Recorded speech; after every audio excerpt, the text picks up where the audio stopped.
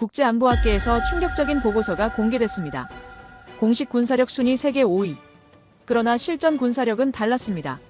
태국과 캄보디아 국경에서 벌어진 48시간의 무력 충돌. 그 짧은 전투가 전 세계 국방 지도를 흔들었습니다. 모두가 강대국의 무기를 주목하던 순간 전장의 판도를 바꾼 것은 K방산이었습니다. 사거리가 더 길다던 무기는 먼저 멈췄고 관통력이 높다던 전차는 포신 파열로 무력화됐습니다. 반면 한국의 무기는 달랐습니다. 정비 지연도 공급 중단도 없었습니다. 즉시 투입되어 끝까지 작동했습니다. 이를 지켜본 미국의 명문대 교수는 단언했습니다. 전쟁이 시작되는 순간 세계 1위는 한국이다. 숫자가 설명하지 못한 전장의 진실, 지금부터 공개합니다. 안녕하세요. 저는 리웨이입니다. 중국 국방대학에서 파견된 교환 장교로 이번 나토 세미나에 참석하게 됐죠. 브뤼셀 공항에 내린 순간부터 공기가 달랐습니다. 차갑고 건조한 바람이 폐를 파고들었고 거리 곳곳에 배치된 무장 경찰들의 시선이 날카로웠어요. 이곳은 평화로운 유럽의 수도였지만 동시에 군사동맹의 심장이기도 했습니다. 저는 가방을 들고 세미나 장소로 향하면서 가슴이 두근거리는 걸 느꼈어요. 긴장이 아니라 기대였죠. 회의장 건물은 유럽 특유의 고풍스러운 석조 건축물이었습니다. 입구를 지나 복도를 걸으며 저는 각국에서 온 장교들과 마주쳤어요. 미국, 영국, 프랑스, 독일, 그리고 폴란드까지. 그들은 각자의 군복을 입고 있었고 가슴에 단 휘장이 소속을 말해주고 있었습니다. 누군가는 동맹을 확인하러 왔고 누군가는 적을 관찰하러 온 것 같았어요. 복도 한편에서는 두 명의 장교가 낮은 목소리로 대화를 나누고 있었는데 그들의 표정이 심각했습니다. 강의실에 들어서자 대형 스크린이 눈에 들어왔어요. 거기에는 세계 군사력 순위 그래프가 떠 있었습니다. 미국이 압도적인 1위로 정점을 찍고 있었고 러시아가 2위, 중국이 3위로 표시돼 있었어요. 저는 그 그래프를 보며 안도감을 느꼈습니다. 숫자는 거짓말을 하지 않으니까요. 저는 기갑여단 참모로 복무하며 장비평가 업무를 담당했었어요. 전차의 주포 구경, 장갑 두께, 엔진 출력, 이 모든 것을 수치로 환산하고 비교하는 일이 제 전문이었습니다. 그 경험은 제게 하나의 신념을 심어주었어요. 전쟁은 체급 싸움이라는 것이었습니다. GDP가 큰 나라가 더 많은 무기를 만들 수 있고 병력이 많은 나라가 더 넓은 전선을 유지할 수 있으며 기술이 앞선 나라가 더 정밀한 타격을 할 수 있다는 논리였죠. 저는 이 논리를 의심해 본 적이 없었습니다. 실제로 제가 근무했던 여단에서도 신형 장비 도입 여부는 전적으로 스펙 비교표로 결정됐어요. 어느 전차가 더 빠르고 어느 미사일이 더 멀리 날아가는지 그것이 전부였습니다. 세미나장 안은 각국 국기가 새겨진 명패들로 가득했어요. 미국, 영국, 프랑스, 독일, 그리고 중국. 저는 제 명패 앞에 앉으며 가슴이 부풀어 오르는 걸 느꼈습니다. 세계 3위 국가의 대표로서 이 자리에 앉아있다는 사실이 자랑스러웠어요. 제 왼쪽에는 독일 육군 출신 장교가, 오른쪽에는 미국 공군 출신 장교인 제임스 밀러가 앉아 있었습니다. 제임스는 저를 보며 가볍게 고개를 끄덕였지만 그의 눈빛에는 여유가 담겨 있었어요. 1위 국가의 여유였죠.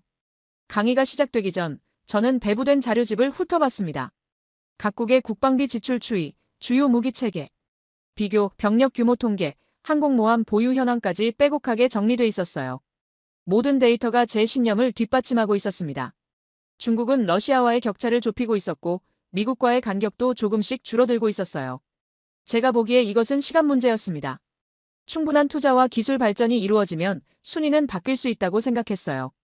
그때 강단에 한 남자가 올라섰습니다. 마이클 로렌스 교수였어요.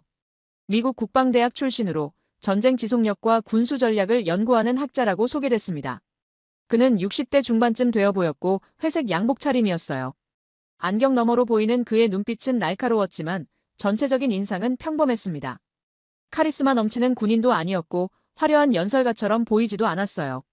하지만 그가 입을 열자마자 분위기가 달라졌습니다. 교수는 스크린을 가리키며 말했어요. 오늘 우리가 볼 순위표는 편안하다고 했습니다. 숫자는 명확하고 서열은 분명하다고 했죠.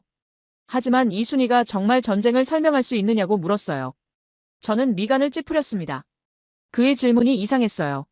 순위가 전쟁을 설명하지 못한다면 대체 무엇이 설명할 수 있다는 걸까요? 교수는 천천히 강단을 걸으며 말을 이었습니다.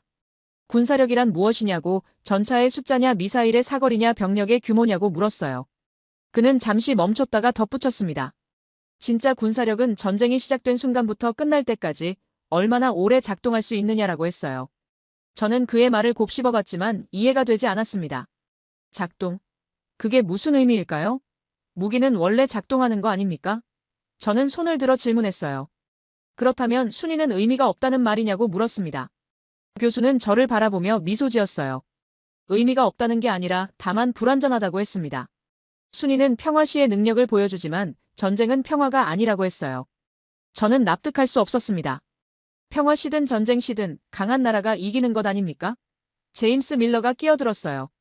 교수의 말은 흥미롭지만 현실은 명확하다고, 미국은 1위고 이건 논쟁의 여지가 없다고 했습니다. 교수는 고개를 끄덕였어요. 맞다고, 미국은 1위라고 했습니다. 하지만 오늘 말할 나라는 미국이 아니라고 했죠. 강의실이 조용해졌습니다. 교수는 스크린을 바꿨고 그곳에는 한 나라의 국기가 떠올랐어요. 태극기였습니다. 교수는 말했습니다. 자신이 생각하는 가장 강한 국방력을 가진 나라는 대한민국이라고 했어요. 저는 그 순간 웃음이 나올 뻔했습니다. 한국? 세계 6위권의 중견국가가 세계 최강이라고요? 저는 즉시 반응했어요. 그건 무리가 있는 주장이라고. 한국은 GDP 규모로 세계 10위권이고 병력은 50만 명 수준이며 핵무기도 없다고 했습니다. 게다가 항공모함도 없고 전략폭격기도 없지 않냐고 덧붙였어요.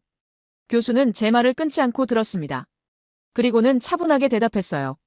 맞다고. 하지만 지금 저는 카탈로그를 읽고 있고 자신은 전쟁을 말하고 있다고 했습니다. 그의 말은 제 신경을 건드렸어요. 저는 카탈로그를 읽는 게 아니라 현실을 분석하고 있었습니다. 저는 목소리를 높였어요. 순위는 질서이고 질서는 거짓말하지 않는다고 했습니다. 교수는 잠시 저를 바라봤어요. 그의 눈빛에는 동정도 조롱도 없었습니다. 다만 확신만이 있었어요. 좋다고, 그럼 증명해 보이겠다고 했습니다. 순위가 얼마나 쉽게 무너지는지를요. 그 순간 저는 알았어요. 이 강의가 단순한 학술 토론이 아니라는 것을, 제가 믿어온 모든 것이 도전받게 될 거라는 것을요. 교수의 선언은 강의실을 얼어붙게 만들었습니다. 한국이 세계 최강의 국방력을 가졌다는 말은 제게는 농담처럼 들렸어요. 저는 주먹을 쥐었습니다. 이건 학술적 도발이 아니라 모욕에 가까웠죠.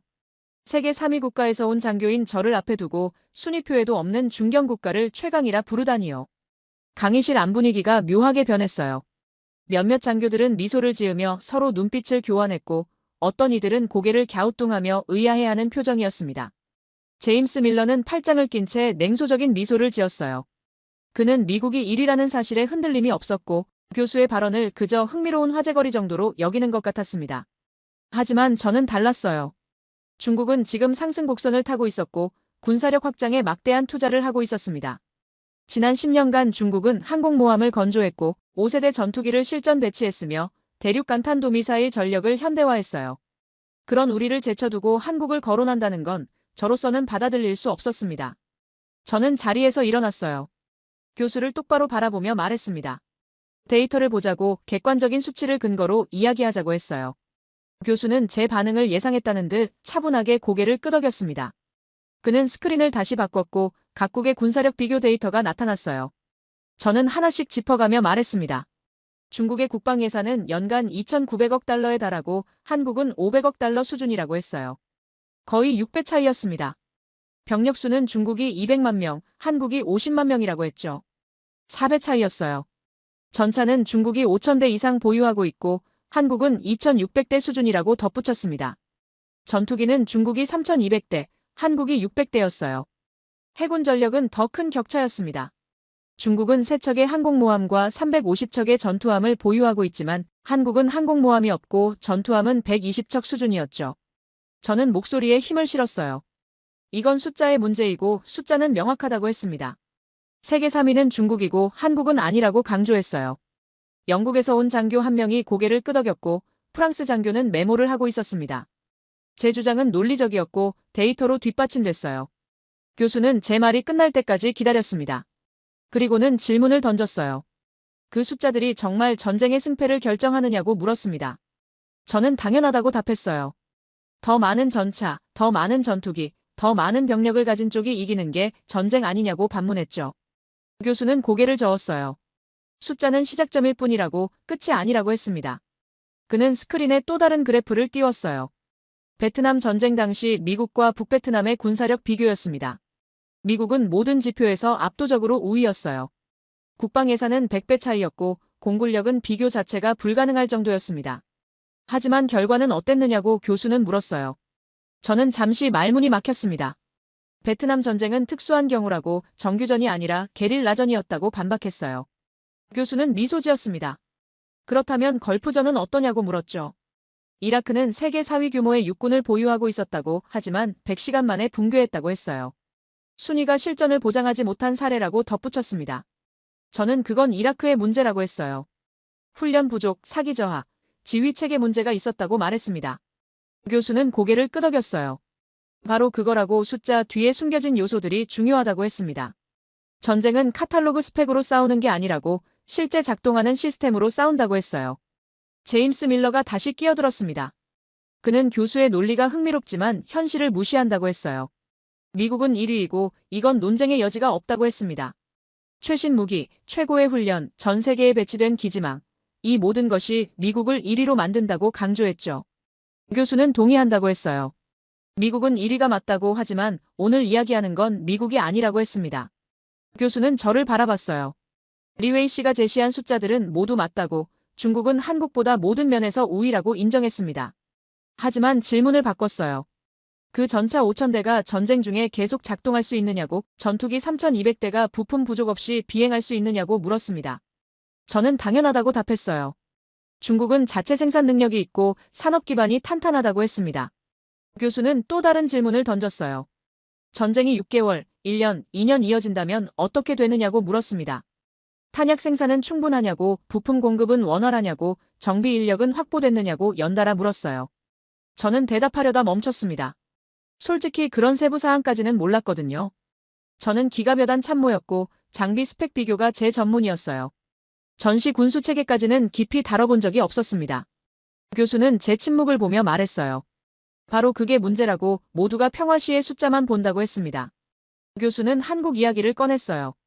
한국은 70년간 휴전 상태였다고, 언제든 전쟁이 재개될 수 있는 환경에서 살아왔다고 했습니다. 그래서 모든 시스템이 전시를 전제로 만들어졌다고 했어요. 탄약 비축량, 부품 공급망, 정비 인력 양성, 예비군 체계, 이 모든 것이 장기전을 염두에 두고 설계됐다고 했습니다. 저는 반박했어요. 그건 방어적 사고일 뿐이라고, 공격력이 없으면 의미가 없다고 했습니다. 교수는 고개를 저었어요. 방어와 공격의 구분이 중요한 게 아니라고, 얼마나 오래 싸울 수 있느냐가 중요하다고 했습니다. 전쟁은 며칠이 아니라 몇 달, 몇 년 지속될 수 있다고, 그때 살아남는 쪽이 이긴다고 했어요. 강의실이 조용해졌습니다. 교수의 논리는 제가 믿어온 것과 달랐어요. 저는 순위를 믿었고 숫자를 믿었습니다. 하지만 교수는 보이지 않는 것을 이야기하고 있었어요.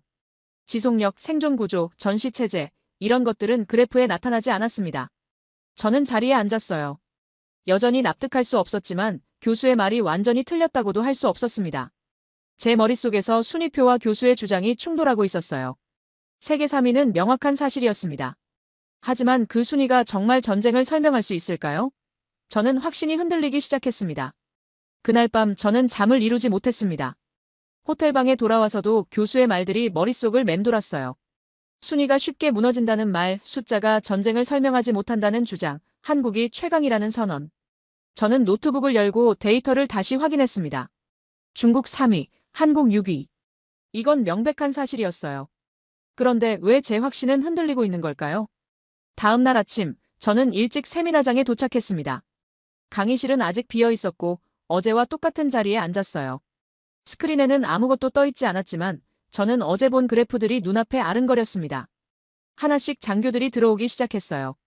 제임스 밀러도 왔고 독일 장교도, 프랑스 장교도 각자의 자리에 앉았습니다. 교수가 들어왔습니다. 그는 서류 가방을 내려놓고 강단에 섰어요. 오늘은 회색이 아닌 검은색 양복을 입고 있었습니다. 그의 표정은 여전히 차분했지만 눈빛은 더 날카로워 보였어요. 교수는 인사 없이 바로 시작했습니다. 어제 리웨이 씨가 제시한 숫자들은 모두 정확하다고 했어요.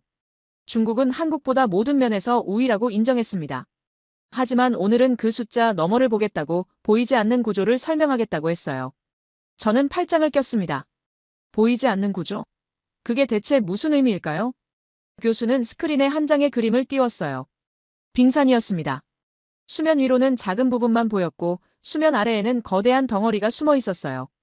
교수는 말했습니다. 군사력 순위는 수면 위만 본다고 전차 숫자, 전투기 숫자, 병력 규모만 센다고 했어요. 하지만 진짜 힘은 수면 아래에 있다고, 그것이 바로 구조라고 했습니다. 저는 손을 들었어요. 구조가 뭐냐고 구체적으로 설명해달라고 했습니다. 교수는 고개를 끄덕이며 대답했어요. 구조란 전쟁이 시작된 후에도 무기를 만들고 고치고 공급할 수 있는 능력이라고 했습니다.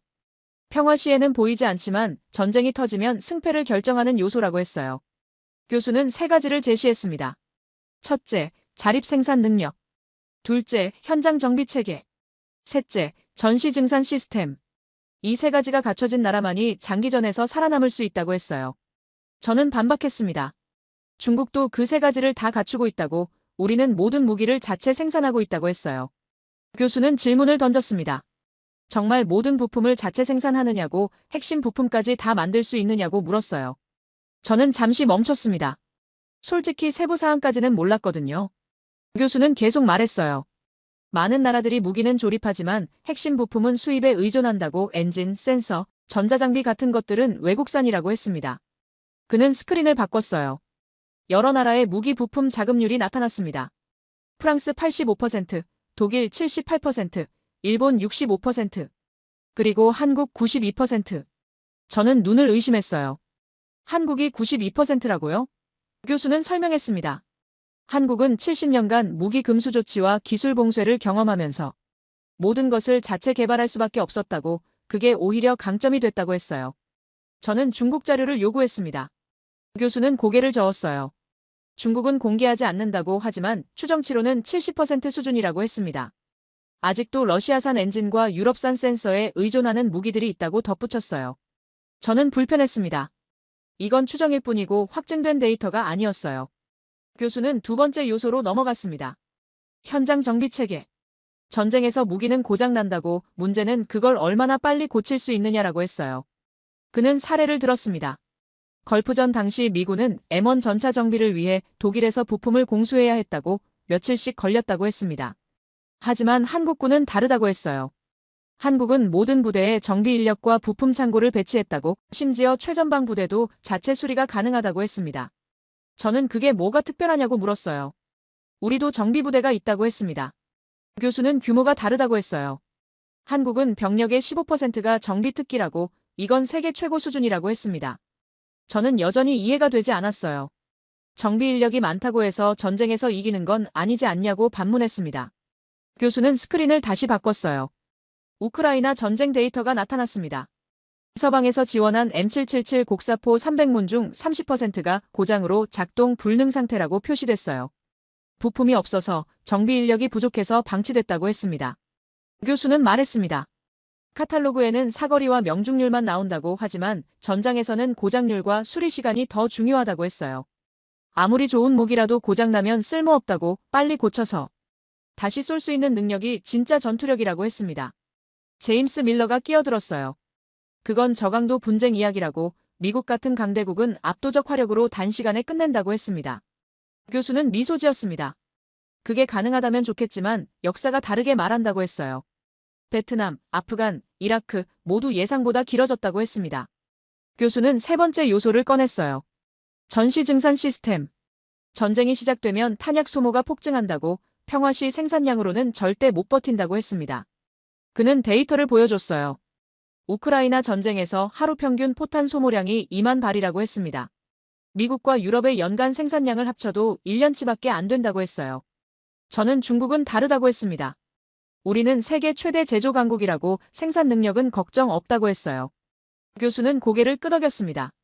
맞다고, 중국은 생산 능력이 있다고 했어요. 하지만 질문을 바꿨습니다. 그 공장들이 전시에도 안전하냐고, 적의 미사일 공격을 받으면 어떻게 되느냐고 물었어요. 저는 대답하지 못했습니다. 중국의 군수 공장들은 대부분 동부 연안에 집중돼 있었어요. 효율을 위해 항구 근처에 배치됐죠. 하지만 그건 전시에는 취약점이 될 수 있었습니다. 교수는 한국 사례를 들었어요. 한국은 군수 공장을 지하화했다고, 산악 지형을 이용해 분산 배치했다고 했습니다. 교수는 말했습니다.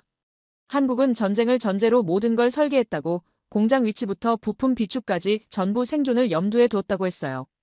이게 바로 구조의 힘이라고, 눈에 보이지 않지만 전쟁이 터지면 드러나는 힘이라고 했습니다. 저는 자리에서 일어났어요. 교수의 논리는 일리가 있었지만 여전히 이론에 불과했습니다. 실제 전장 데이터는 없었어요. 저는 말했습니다. 구조는 숫자를 이길 수 없다고, 아무리 잘 만든 시스템이라도 압도적인 화력 앞에서는 무너진다고 했어요. 교수는 저를 바라봤습니다. 그의 눈빛에는 확신이 담겨 있었어요. 좋다고, 그럼 실전을 보자고 했습니다. 이론이 아닌 전장의 기록을 보자고 했어요. 저는 고개를 끄덕였습니다. 그래야 진실을 알 수 있을 테니까요. 교수는 강단 앞 컴퓨터를 조작했습니다. 스크린이 어두워지더니 영상이 재생되기 시작했어요. 날짜가 표시됐습니다. 2023년 4월 18일. 장소는 태국 캄보디아 국경지대였어요. 저는 몸을 앞으로 기울였습니다. 드론으로 촬영한 영상이었는데 화질은 선명했어요. 국경선을 따라 철조망이 쳐져 있었고 양쪽에 군부대가 배치돼 있었습니다. 교수는 말했습니다. 이건 48시간 동안 벌어진 국경 충돌 기록이라고, 전면전은 아니지만 실제 전투였다고 했어요. 태국군은 한국제 무기로 무장했고 캄보디아군은 중국제 무기로 무장했다고 했습니다. 저는 긴장했어요. 중국제 무기가 실전에서 어떻게 작동했는지 보게 될 테니까요. 영상에는 양측의 배치 상황이 나타났습니다. 태국군 측에는 K9 자주포 12문이 보였고 캄보디아군 측에는 중국제 PLZ-45 자주포 15문이 배치돼 있었어요. 수적으로는 캄보디아가 우위였습니다. 저는 속으로 생각했어요. 당연히 캄보디아가 이길 거라고요. 교수는 배경 설명을 시작했습니다.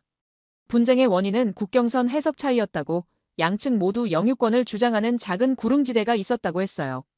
외교적 협상이 실패하면서 군사적 긴장이 고조됐고 결국 양측이 포격을 주고받게 됐다고 했습니다. 이건 연습이 아니라 실전이었어요. 영상이 계속 재생됐습니다. 첫 포격은 캄보디아군이 시작했어요. PLZ-45 자주포 15문이 일제히 발사했고 태국군 진지에 포탄이 떨어졌습니다. 폭발이 연쇄적으로 일어났어요. 저는 고개를 끄덕였습니다. 수적 우위가 효과를 발휘하는 것처럼 보였어요. 하지만 교수는 다른 걸 지적했습니다. 명중률을 보라고 했어요. 영상을 자세히 보니 15발 중 실제로 태국군 진지 근처에 떨어진 건 6발 정도였습니다. 나머지는 목표에서 벗어나 빈 땅에 떨어졌어요. 교수는 설명했습니다. PLZ-45는 GPS 유도 시스템이 있지만 정확도가 낮다고, 특히 실전 환경에서는 오차가 크다고 했어요. 태국군의 반격이 시작됐습니다. K9 자주포 12문이 응사했어요. 발사 속도가 달랐습니다. PLZ-45는 분당 4발 수준이었지만 K9은 분당 6발 이상 쏘고 있었어요. 그리고 명중률도 확연히 달랐습니다. 12발 중 10발 이상이 캄보디아군 진지에 정확히 떨어졌어요. 저는 불편해졌습니다. 이건 운용 능력 차이일 수도 있지 않냐고 물었어요. 캄보디아군의 훈련 수준이 낮아서 그런 거 아니냐고 했습니다. 교수는 고개를 저었어요. 양측 모두 정규군이고 훈련 수준도 비슷하다고 했습니다. 차이는 무기 자체의 성능이라고 했어요. 영상은 2시간 후 상황을 보여줬습니다. 여기서 결정적 장면이 나왔어요. 캄보디아군의 PLZ-45 한 대에서 연기가 피어올랐습니다. 포신에서 불꽃이 튀더니 포탑이 멈췄어요. 교수는 영상을 일시 정지했습니다. 이게 뭔지 아느냐고 물었어요. 저는 대답하지 못했습니다. 교수는 설명했어요. 포신 과열로 인한 파열이라고, 연속 사격 중 냉각이 제대로 안 돼서 포신이 손상됐다고 했습니다. PLZ-45는 설계상 연속 사격에 취약하다고, 이건 카탈로그에는 나오지 않는 문제라고 했어요. 영상이 다시 재생됐습니다. 30분 후 또 다른 PLZ-45에서 같은 문제가 발생했어요. 그리고 1시간 후 세 번째 자주포도 멈췄습니다. 15문 중 3문이 전투 불능 상태가 된 거예요. 반면 태국군의 K9은 계속 작동하고 있었습니다. 교수는 데이터를 보여줬어요. K9은 연속 사격 시 자동 냉각 시스템이 작동한다고, 포신 온도를 실시간으로 모니터링하며 과열을 방지한다고 했습니다. 반면 PLZ-45는 수동 냉각 방식이라고, 운용 인력이 직접 관리해야 한다고 했어요. 실전에서는 이런 차이가 치명적이라고 했습니다. 저는 반박했습니다. 그건 설계 결함이지 중국제 무기 전체의 문제가 아니라고 했어요. 최신형은 개선됐을 거라고 했습니다. 교수는 고개를 끄덕였어요. 맞다고, 최신형은 나아졌다고 했습니다. 하지만 문제는 현재 배치된 무기들이라고, 실제 전장에서 쓰이는 건 최신형이 아니라고 했어요. 영상은 다음 날 상황을 보여줬습니다. 캄보디아군이 정비팀을 투입했어요. 고장난 자주포를 수리하려는 시도였습니다. 하지만 부품이 문제였어요. 교체용 포신이 없었고 냉각장치 부품도 부족했습니다. 결국 산무는 그대로 방치될 수밖에 없었어요. 교수는 설명했습니다. 이게 바로 구조의 차이라고. 태국은 한국으로부터 부품 공급을 받을 수 있지만 캄보디아는 중국에서 부품이 올 때까지 기다려야 한다고 했어요. 전시에는 이런 시간 차이가 승패를 결정한다고 했습니다. 제임스 밀러가 질문했습니다. 그럼 태국군은 부품을 얼마나 빨리 받았느냐고 물었어요. 교수는 데이터를 보여줬습니다. 48시간 이내라고 했어요. 한국에서 항공운송으로 긴급 공급했다고, 이미 비축된 재고가 있었다고 했습니다. 저는 중국도 그럴 수 있다고 했어요. 우리도 해외 기지와 공급망이 있다고 했습니다. 교수는 질문을 바꿨어요. 전시에도 그게 가능하냐고, 공급 경로가 차단되면 어떻게 되느냐고 물었습니다. 저는 대답하지 못했어요. 영상은 최종 결과를 보여줬습니다. 48시간 교전 후 캄보디아군은 철수했어요. 15문 중 3문이 고장났고 탄약 보급도 원활하지 않았으며 사기가 떨어졌습니다. 반면 태국군은 12문 모두 작동 상태를 유지했고 부품과 탄약도 충분했어요. 교수는 말했습니다. 이게 카탈로그와 실전의 차이라고. 스펙상으로는 PLZ-45가 K9과 비슷하거나 일부 항목에서 우위였지만 실전에서는 완전히 달랐다고 했어요. 신뢰성, 정비성, 지속성, 이런 것들이 진짜 전투력을 결정한다고 했습니다. 저는 침묵했습니다. 영상은 명확했어요. 중국제 무기가 실전에서 한국제 무기에 밀렸습니다. 수적 우위도 소용없었어요. 저는 머릿속이 복잡해졌습니다. 이건 단순한 무기 성능 문제가 아니었어요. 시스템 전체의 문제였습니다. 교수는 덧붙였습니다. 이건 태국 마이너스 캄보디아만의 이야기가 아니라고. 전 세계 곳곳에서 비슷한 일이 벌어지고 있다고 했어요. 한국제 무기를 쓰는 나라들은 부품 공급과 기술 지원을 받지만 다른 나라 무기는 그렇지 못하다고 했습니다. 저는 자리에 앉았어요. 제 확신이 흔들리고 있었습니다. 순위는 여전히 명확했지만 전장의 현실은 달랐어요. 숫자가 아닌 구조, 스펙이 아닌 신뢰성, 이런 것들이 진짜 중요하다는 걸 목격했습니다. 저는 교수를 바라봤어요. 그의 눈빛에는 확신이 담겨 있었습니다. 교수는 영상을 멈추지 않았습니다. 저는 여전히 자리에 앉아 스크린을 응시하고 있었어요. 방금 본 장면들이 머릿속에서 반복 재생됐습니다. 중국제 PLZ-45가 멈춰선 모습, 연기가 피어오르는 포신, 그리고 작동을 멈춘 포탑. 교수는 키보드를 조작하며 특정 장면으로 돌아갔어요. 첫 번째 PLZ-45가 고장난 순간이었습니다. 화면이 확대됐습니다. 포신 끝부분이 선명하게 보였어요. 금속이 뒤틀려 있었고 균열이 여러 곳에 보였습니다. 교수는 레이저 포인터로 화면을 가리키며 말했어요. 이게 과열로 인한 포신 파열이라고. 금속 피로가 누적돼서 발생한 구조적 결함이라고 했습니다. 저는 손을 들었습니다. 그건 운용 미숙 때문 아니냐고. 캄보디아군이 냉각 절차를 제대로 지키지 않아서 그런 거 아니냐고 물었어요. 교수는 고개를 저었습니다. 운용 매뉴얼대로 했다고. 문제는 매뉴얼 자체가 실전 상황을 반영하지 못했다고 했어요. 교수는 자료를 꺼냈습니다. PLZ-45의 카탈로그 스펙이었어요. 거기에는 연속 사격 능력이 분당 4발로 명시돼 있었고 지속 사격 시간은 30분으로 표기돼 있었습니다. 저는 그걸 보며 말했어요.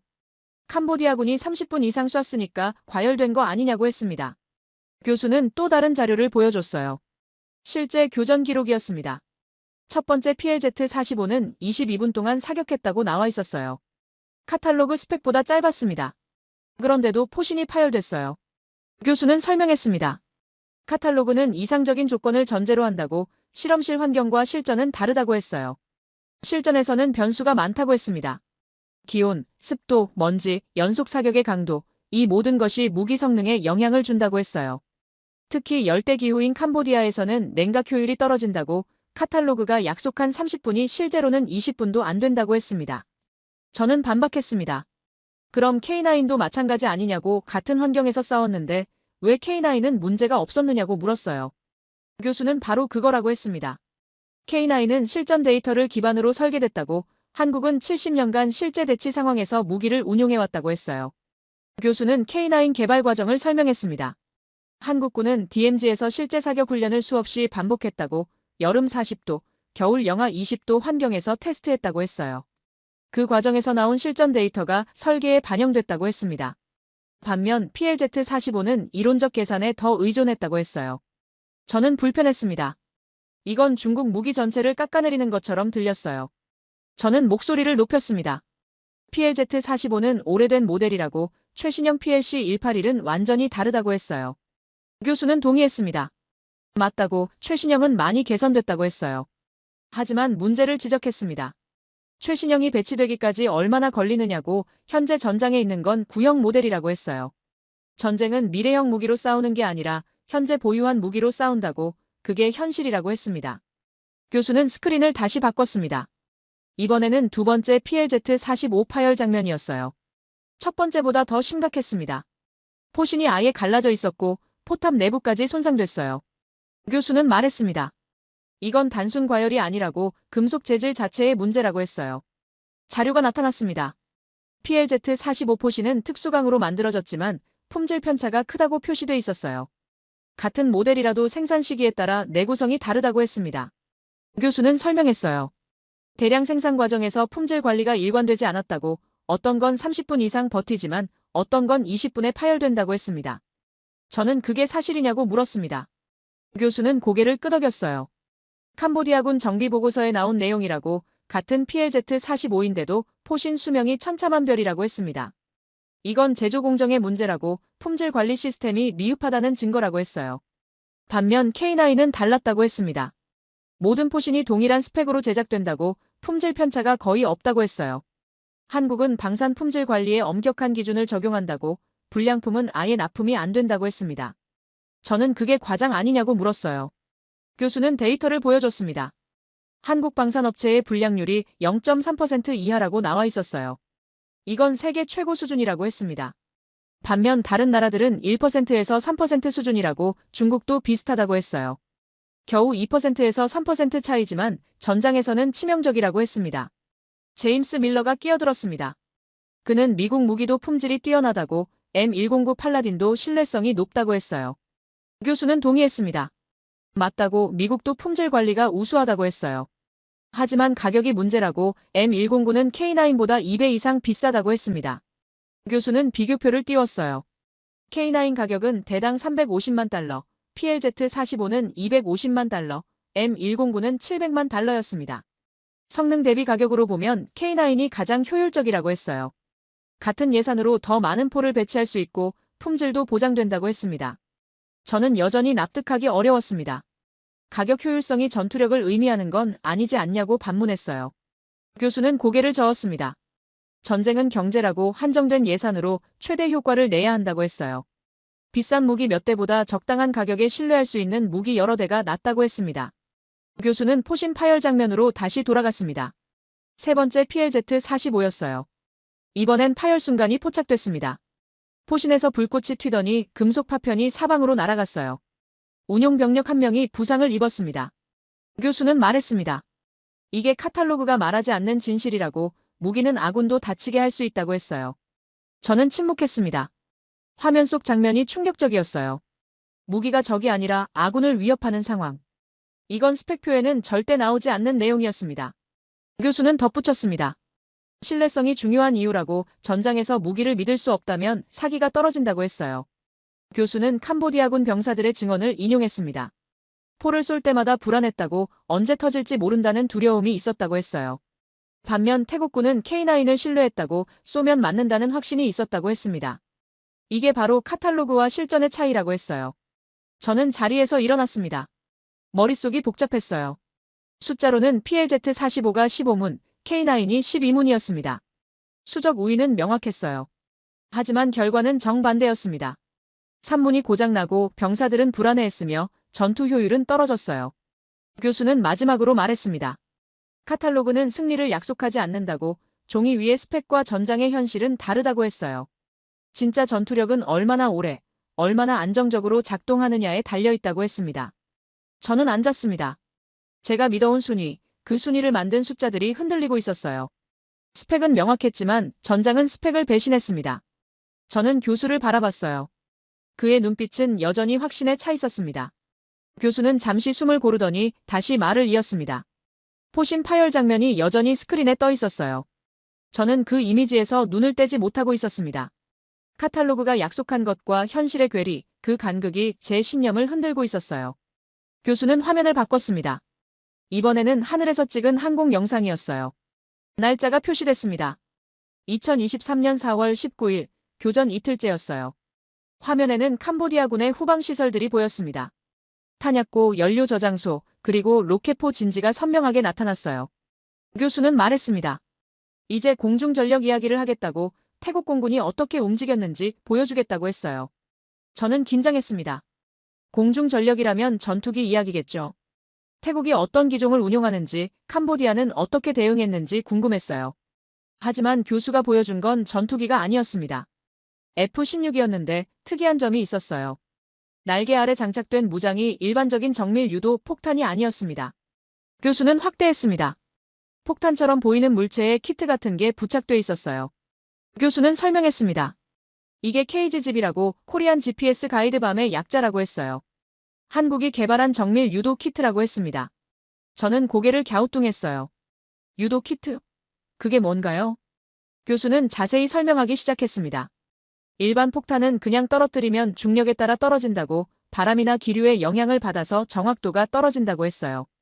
반면 정밀 유도 폭탄은 GPS와 센서로 목표를 찾아간다고 했습니다. 문제는 가격이라고 했어요. 교수는 비교 자료를 띄웠습니다. 미국제 유도 폭탄은 개당 25,000달러, 이스라엘제 스파이스는 3만 달러였어요. 비쌌습니다. 반면 KGGB는 얼마냐고 물었더니 교수가 답했습니다. 8,000달러라고 했어요. 3분의 1 수준이었습니다. 저는 즉시 반응했습니다. 싸다는 건 성능이 떨어진다는 의미 아니냐고 물었어요. 교수는 고개를 저었습니다. 가격과 성능은 별개라고, KGGB의 명중률은 미국과 동일하다고 했어요. CEP 5m 이내라고, 목표 지점 5m 반경에 떨어진다는 의미라고 했습니다. 저는 믿기지 않았어요. 3분의 1 가격에 같은 성능이라니요? 교수는 설명했습니다. 비밀은 설계 철학이라고, KGGB는 새 폭탄이 아니라 기존 폭탄을 업그레이드하는 키트라고 했어요. 날개와 GPS 모듈만 부착하면 일반 폭탄이 정밀 유도 무기가 된다고 했습니다. 이게 혁명적이라고 교수는 강조했어요. 태국 공군은 창고에 쌓여있던 구형 MK82 폭탄을 꺼냈다고, KGGB 키트만 달면 최신 정밀 무기가 됐다고 했습니다. 새 무기를 살 필요가 없었어요. 기존 재고를 활용했죠. 영상이 재생됐습니다. F-16이 이륙하는 장면이었어요. 날개 아래 KGGB가 장착된 MK82 폭탄 4발이 보였습니다. 전투기는 고도를 올리더니 목표 지점으로 향했어요. 캄보디아군 탄약고 상공이었습니다. 폭탄이 투하됐습니다. 4발 모두 날개를 펼치며 활강하기 시작했어요. 일반 폭탄처럼 수직 낙하가 아니라 비스듬히 미끄러지듯 날아갔습니다. GPS가 작동하며 궤도를 수정했고 목표를 향해 정확히 접근했어요. 폭발이 일어났습니다. 4발 모두 탄약고를 직격했어요. 교수는 일시 정지했습니다. 명중률 100%라고 강조했어요. 4발 중 4발 모두 목표에 명중했다고 했습니다. 저는 인정할 수밖에 없었어요. 영상은 명확했습니다. 하지만 질문을 던졌어요. 중국도 비슷한 기술이 있지 않냐고, 우리도 유도 키트를 만들 수 있다고 했습니다. 교수는 고개를 끄덕였습니다. 맞다고, 중국도 FT 시리즈 유도 키트가 있다고 했어요. 하지만 가격이 문제라고, FT 키트는 15,000달러 수준이라고 했습니다. KGGB보다 거의 2배 비쌌어요. 게다가 수출 실적도 적다고 했습니다. 교수는 데이터를 보여줬습니다. KGGB는 현재 12개국에 수출됐다고 나와 있었어요. 태국, 폴란드, 필리핀, 이라크까지 다양했습니다. 반면 중국 FT 시리즈는 3개국이라고 했어요. 시장이 선택한 결과라고 교수는 말했습니다. 영상은 계속됐습니다. 두 번째 출격이었어요. 이번 목표는 로켓포 진지였습니다. 캄보디아군은 중국제 WS-6 다연장 로켓을 배치하고 있었어요. 태국군에게는 위협이었습니다. F-16이 다시 출격했고 KGGB 장착 폭탄을 투하했어요. 결과는 똑같았습니다. 6발 중 5발 명중, 명중률 83%였어요. 로켓포 진지가 무력화됐습니다. 교수는 강조했습니다. 비용 대비 효과가 압도적이라고, 같은 예산이면 3배 많은 출격이 가능하다고 했어요. 전쟁은 경제라고, 효율이 승패를 가른다고 했습니다. 제임스 밀러가 질문했습니다. 미국도 JDAM으로 같은 걸 할 수 있다고, 왜 굳이 KGGB냐고 물었어요. 교수는 대답했습니다. 가격 차이가 작전 규모를 결정한다고, 예산이 한정된 나라들은 JDAM을 대량 구매할 수 없다고 했어요. 교수는 계산을 보여줬습니다. 예산 100만 달러라고 가정했어요. JDAM을 사면 40발, KGGB를 사면 125발이었습니다. 3배 차이였어요. 같은 돈으로 3배 많은 타격이 가능하다는 의미였습니다. 전쟁에서 이건 결정적 차이라고 했어요. 저는 반박했습니다. 수량보다 품질이 중요하다고 비싼 무기는 그만한 이유가 있다고 했어요. 교수는 질문을 던졌습니다. JDAM과 KGGB의 성능 차이가 뭐냐고 명중률은 같은데 무엇이 다르냐고 물었어요. 저는 대답하지 못했습니다. 교수는 계속 말했습니다. 태국 캄보디아 교전에서 태국 공군은 48시간 동안 27회 출격했다고 KGGB 장착 폭탄 108발을 투하했다고 했어요. 명중률은 평균 80% 이상이었다고 했습니다. 캄보디아군의 탄약고 8곳, 로켓 진지 12곳, 지휘소 3곳이 파괴됐다고 했어요. 만약 JDAM을 썼다면 어땠을까요? 교수는 계산했습니다. 같은 예산으로는 36발밖에 못 쐈을 거라고, 출격 횟수도 9회로 줄었을 거라고 했어요. 타격 목표도 3분의 1 수준이었을 거라고 했습니다. 효율의 차이가 전장을 바꿨다고 강조했어요. 저는 침묵했습니다. 숫자는 명확했어요. 가격 대비 성능, 이게 실전에서 얼마나 중요한지 보여주는 사례였습니다. 교수는 덧붙였습니다. 한국은 새 무기를 팔지 않았다고 기존 전력을 살렸다고 했어요. 이게 한국방산의 철학이라고 했습니다. 교수는 또 다른 데이터를 보여줬습니다. KGGB를 도입한 12개국 중 9개국이 재구매했다고 나와 있었어요. 만족도가 높다는 의미였습니다. 반면 중국 FT 시리즈는 재구매율이 30%라고 했어요. 시장이 증명한 신뢰성이라고 교수는 말했습니다. 영상이 마지막 장면을 보여줬습니다. 캄보디아군 후방 시설들이 연기로 뒤덮여 있었어요. 탄약고는 불타고 있었고 로켓 진지는 파괴됐으며 보급로는 끊겼습니다. 교수는 말했습니다. 이게 효율의 힘이라고 적은 비용으로 큰 효과를 낸 결과라고 했어요. 저는 자리에 앉았습니다. 머릿속이 복잡했어요. KGGB 같은 건 순위표에 없었습니다. 카탈로그에도 없었어요. 하지만 전장을 바꿨습니다. 저는 교수를 바라봤어요. 그는 다음 이야기를 준비하고 있었습니다. 교수는 스크린을 다시 바꿨습니다. 이번에는 영상이 아니라 문서였어요. 계약서처럼 보이는 서류가 화면에 떠올랐습니다. 저는 눈을 가늘게 뜨고 읽으려 했지만 거리가 멀어서 잘 보이지 않았어요. 교수는 확대했습니다. 제목이 보였어요. 방위산업협력협정이라고 적혀 있었습니다. 교수는 설명했습니다. 이건 태국과 한국 사이의 군사협력협정이라고 2019년에 체결됐다고 했어요. 무기 판매만이 아니라 기술 이전, 부품 공급, 정비 지원까지 포함된 포괄적 협정이라고 했습니다. 저는 그게 왜 중요하냐고 물었어요. 교수는 중요한 조항을 가리켰습니다. 5조 3항이었어요. 전시 부품 공급 조항이라고 했습니다. 내용을 읽어줬어요. 태국이 무력 충돌 상황에 처할 경우 한국은 48시간 이내에 긴급 부품을 공급한다고 명시돼 있었습니다. 게다가 공급 중단 금지 조항도 있었어요. 저는 이해가 되지 않았습니다. 그게 뭐가 특별하냐고 무기 수출국은 당연히 부품을 공급하는 거 아니냐고 물었어요. 교수는 고개를 저었습니다. 당연하지 않다고 오히려 반대라고 했어요. 많은 나라들이 전쟁 중에 부품 공급을 중단한다고 했습니다. 교수는 사례를 들었습니다. 2020년 아제르바이잔, 아르메니아 전쟁 당시 터키가 아제르바이잔에 무기를 팔았다고 했어요. 하지만 국제 압력으로 부품 공급이 중단됐다고 했습니다. 드론이 고장 나도 수리할 수 없었고 미사일이 떨어져도 보충할 수 없었다고 했어요. 저는 그건 정치적 이유라고 기술적 문제가 아니라고 했습니다. 교수는 바로 그거라고 했어요. 전쟁은 정치라고 무기 공급도 정치라고 했습니다. 아무리 좋은 무기를 사도 전쟁 중에 부품이 끊기면 무용지물이라고 했어요. 교수는 또 다른 사례를 꺼냈습니다.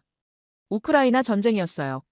서방에서 공급한 레오파르트2 전차가 부품 부족으로 가동률이 50% 아래로 떨어졌다고 했습니다. 독일이 공급을 꺼렸기 때문이라고 러시아를 자극하기 싫어서 속도를 늦췄다고 했어요. 저는 반박했습니다. 중국은 다르다고 우리는 동맹국에 대한 지원을 중단하지 않는다고 했어요. 교수는 질문을 던졌습니다. 정말 그러냐고 파키스탄에 판 전투기는 어떻게 됐느냐고 물었어요. 저는 잠시 말문이 막혔습니다. 교수는 자료를 보여줬습니다. 2019년 인도, 파키스탄 충돌 당시 중국이 파키스탄에 공급한 JF-17 전투기 부품 공급이 지연됐다고 나와 있었어요. 인도의 항해 때문이었다고 했습니다. 중국은 인도와의 관계를 고려해 공급 속도를 조절했다고 했어요. 저는 불편했습니다. 이건 외교적 고려였다고 전략적 판단이었다고 말했어요. 교수는 고개를 끄덕였습니다.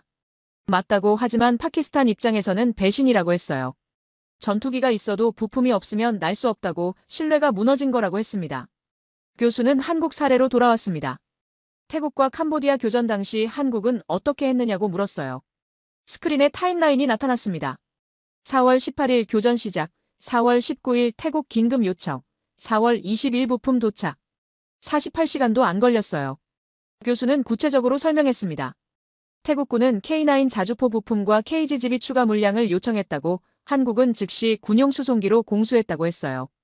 중간에 어떤 정치적 고려도 없었다고, 계약대로 이행했다고 했습니다. 제임스 밀러가 끼어들었습니다.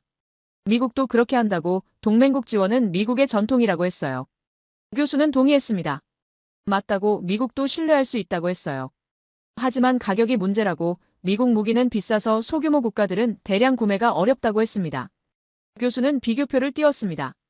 미국과의 FMS 계약은 복잡하고 승인 절차가 길다고 나와 있었어요. 평균 승인 기간이 18개월이라고 했습니다. 반면 한국과의 계약은 6개월 이내라고, 절차가 간단하다고 했어요. 저는 중국은 더 빠르다고 반박했습니다. 우리는 승인 절차가 거의 없다고, 바로 공급 가능하다고 했어요. 교수는 질문을 바꿨습니다. 품질 보증은 어떻게 되느냐고, 불량품이 나오면 어떻게 하느냐고 물었어요. 교수는 사례를 들었습니다. 방글라데시가 중국제 프리기탐을 구매했는데 엔진 결함이 발견됐다고, 교체를 요청했지만 1년 넘게 지연됐다고 했어요. 결국 방글라데시는 자체 예산으로 유럽산 엔진으로 교체했다고 했습니다. 반면 한국은 달랐다고 했어요. 인도네시아가 구매한 잠수함에 소나 문제가 생겼을 때 한국은 즉시 기술팀을 파견했다고, 무상으로 수리해줬다고 했습니다. 이게 신뢰를 만든다고, 계약 후 관리가 중요하다고 교수는 강조했어요. 저는 여전히 납득하기 어려웠습니다. 이건 개별 사례일 뿐이라고, 일반화할 수 없다고 했어요. 교수는 통계를 보여줬습니다. 한국 방산 수출국 중 재구매율이 87%라고 나와 있었어요. 세계 평균은 45%라고 했습니다. 교수는 이유를 설명했습니다. 한국은 고객 관리에 집중한다고, 판매로 끝나는 게 아니라 평생 파트너십을 유지한다고 했어요. 부품 공급, 기술 지원, 업그레이드, 이 모든 게 패키지라고 했습니다. 교수는 태국 사례로 돌아왔습니다. 교전 중 한국 기술팀이 태국에 파견됐다고, 현장에서 직접 정비를 도왔다고 했어요. 이건 계약에 없던 내용이었지만 한국은 자발적으로 지원했다고 했습니다. 태국군의 신뢰가 높아졌다고 했어요. 저는 질문을 던졌습니다. 그럼 캄보디아는 중국의 도움을 요청하지 않았느냐고 물었어요. 교수는 고개를 끄덕였습니다. 요청했다고 하지만 응답이 느렸다고 했어요. 중국 기술팀이 도착한 건 교전 종료 후였다고 했습니다. 교수는 이유를 분석했습니다. 중국은 거리가 멀다고, 물리적 거리뿐 아니라 심리적 거리도 멀다고 했어요. 계약은 했지만 관계는 약하다고 했습니다. 반면 한국은 고객과의 관계를 끈끈하게 유지한다고 했어요. 교수는 또 다른 요소를 언급했습니다. 정치적 중립성이라고 했어요. 한국은 강대국이 아니라서 정치적 압력이 적다고, 미국처럼 인권이나 민주주의를 조건으로 걸지 않는다고 했습니다. 중국처럼 정치적 영향력을 행사하지도 않는다고 했어요. 저는 그게 약점 아니냐고 반박했습니다. 강대국이 아니면 영향력이 없는 거 아니냐고 했어요. 교수는 반대라고 했습니다.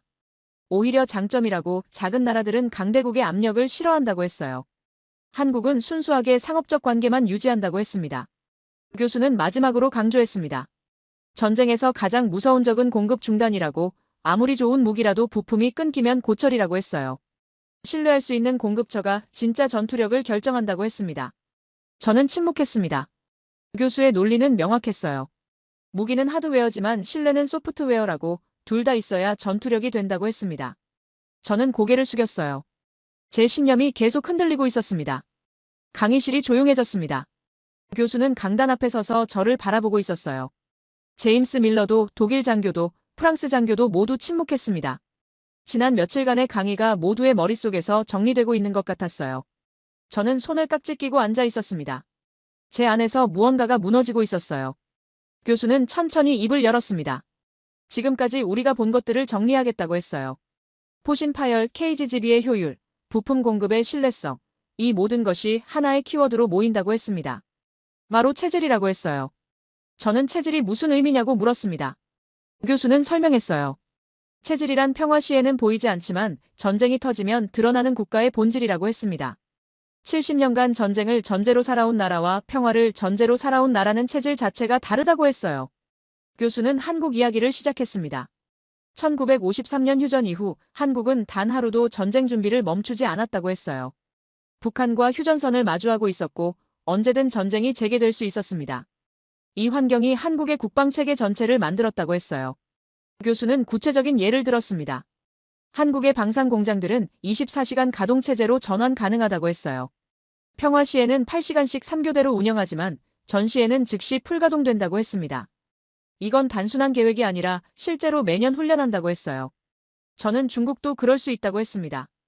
우리 산업 기반은 훨씬 크다고, 전시 생산 능력도 압도적이라고 했어요. 교수는 고개를 저었습니다. 규모와 체질은 다르다고, 큰 공장이 있다고 해서 전시 체제로 즉시 전환되는 건 아니라고 했어요. 교수는 데이터를 보여줬습니다. 유럽 국가들의 탄약 생산 능력이 나타났어요. 프랑스는 전시 생산 체제로 전환하는데 3년이 걸린다고 나와 있었습니다. 독일은 5년이라고 했어요. 공장을 짓고 인력을 훈련하고 공급망을 구축하는데 그만큼 시간이 필요하다고 했습니다. 반면 한국은 6개월이라고 나와 있었어요. 이미 공장이 있고 인력이 대기하고 있으며 공급망이 구축돼 있기 때문이라고 했습니다. 교수는 강조했어요. 이게 체질의 차이라고 70년간 준비해온 결과라고 했습니다. 저는 여전히 이해가 되지 않았습니다. 전시 생산이 그렇게 중요하냐고, 평화시 비축량으로 충분하지 않냐고 물었어요. 교수는 우크라이나 전쟁 데이터를 보여줬습니다. 전쟁 시작 3개월 만에 서방의 포탄 비축량이 바닥났다고 나와 있었어요. 교수는 설명했습니다. 현대 전쟁은 탄약 소모가 엄청나다고, 하루 2만 발씩 쏘면 1년에 730만 발이 필요하다고 했어요. 미국과 유럽을 합쳐도 연간 생산량이 100만 발 수준이라고, 전쟁이 1년만 지속돼도 탄약이 부족하다고 했습니다. 그럼 한국은 어떠냐고 제임스 밀러가 물었어요. 교수는 답했습니다. 한국은 연간 생산 능력이 300만 발 수준이고 전시에는 600만 발까지 증산 가능하다고 했어요. 게다가 비축량도 충분하다고, 최소 2년치는 확보돼 있다고 했습니다. 저는 놀랐습니다. 한국이 그 정도 생산 능력이 있다는 걸 몰랐어요. 교수는 계속 말했습니다. 이것도 체질이라고, 작은 나라지만 전쟁 대비는 철저하다고 했어요. 평화를 믿지 않고 전쟁을 준비하는 나라라고 했습니다. 교수는 또 다른 요소를 언급했습니다. 예비군 체계라고 했어요. 한국은 전 국민이 예비군이라고, 남성은 모두 군 복무를 하고 예비군으로 편입된다고 했습니다. 전시에는 300만 명 이상 동원 가능하다고 했어요. 저는 중국도 예비군이 있다고 했습니다. 우리 예비병력은 수억 명이라고 했어요. 교수는 질문을 바꿨습니다. 그들이 정비 기술을 아느냐고, 무기 운용 훈련을 받았느냐고 물었어요. 저는 대답하지 못했습니다. 교수는 설명했습니다. 한국 예비군은 매년 훈련을 받는다고, 무기 운용뿐 아니라 정비, 보급, 통신까지 배운다고 했어요. 전시에 즉시 투입 가능한 인력이라고, 이게 진짜 예비 전력이라고 했습니다. 교수는 화면을 바꿨습니다. 이번에는 한국의 방산 수출 현황이었어요. 2023년 수출액이 170억 달러라고 나와 있었습니다. 세계 4위 수준이라고 했어요. 저는 놀랐습니다. 한국이 그 정도로 무기를 파는지 몰랐거든요. 교수는 분석했습니다. 이것도 체질의 결과라고, 70년간 자체 개발하고 실전 운용한 노하우가 수출로 이어진다고 했어요. 고객들이 선택하는 이유는 성능뿐 아니라 신뢰성이라고 했습니다. 교수는 마지막 슬라이드를 띄웠습니다. 거기에는 두 단어가 적혀 있었어요. 랭크와 서바이벌. 교수는 랭크를 가리키며 말했습니다. 우리가 처음 본 건 이거였다고, 순위표였다고 했어요. 미국 1위, 러시아 2위, 중국 3위. 그리고 서바이벌을 가리켰습니다. 하지만 진짜 중요한 건 이거라고, 생존 능력이라고 했어요. 전쟁이 시작된 후 얼마나 오래 버틸 수 있느냐, 무기를 계속 만들 수 있느냐, 부품을 공급할 수 있느냐, 이게 승패를 결정한다고 했습니다. 교수는 랭크를 지웠습니다. 그리고 서바이벌만 남겼어요. 이게 제가 생각하는 진짜 군사력이라고, 한국이 최강인 이유라고 했습니다. 순위표에는 6위지만 생존 구조는 1위라고 했어요. 저는 자리에서 일어났습니다. 며칠간 들은 모든 이야기가 머릿속에서 정리됐어요. 포신 파열 KGGB, 부품 공급, 전시 증산 예비군 체계.